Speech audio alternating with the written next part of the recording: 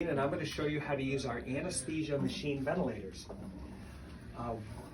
We will have circuits for each machine, and they need to be placed with the expiratory limb here where it says expiratory limb. Our circuits come in a plastic bag. We'll ask you to put the green Ambu type bag here. To turn the machine on is very simple. It will normally be in a standby mode. To turn it on, we'll make sure you get some fresh gas flow. We're not hooked up right now, so this is, of course, this dial. To start, we'll ask you to hit this lower left-hand button, which is manual spontaneous breathing. So we press it once. Every time you want to make a selection, you have to confirm it by depressing this large button. The patient is now breathing spontaneously. This large pop-off valve must be turned fully counterclockwise, otherwise you will have PEEP. I presume you'll be using volume control for all our ARDS patients. To start that in motion, you press the upper left-hand button, which says volume control, and then select. Excuse the alarms. We set tidal volume, as you can see here, and you can change it. Every selection has to be confirmed.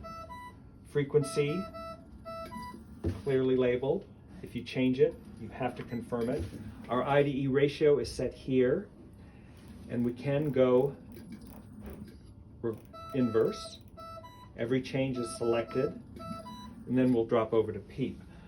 To select PEEP, this dial, it usually should turn on at 0. Simply select PEEP, dial up as high as you want to go, and select it. That is now in a volume controlled mode. We can set the alarms from this alarm button here, and then by scrolling down you can set the peak and lower bound pressure, peak and lower bound minute ventilation, and inspired concentration of oxygen. I'm going to go ahead and turn this off. To turn this off, I hit standby and select it. The machine is now in standby mode and off. To control the FiO2, we have to have this machine plugged into an air as well. And this is done manually. So if you put 1 liter of oxygen and 1 liter of air, it's a little over 50%. Again, because there is of course, some oxygen and air. We use our monitors, and you can read the inspired and expired FiO2 from this monitor. And it really is that simple.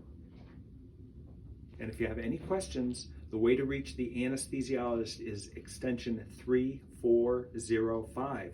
That rings to whatever anesthesiologist is there, excuse me.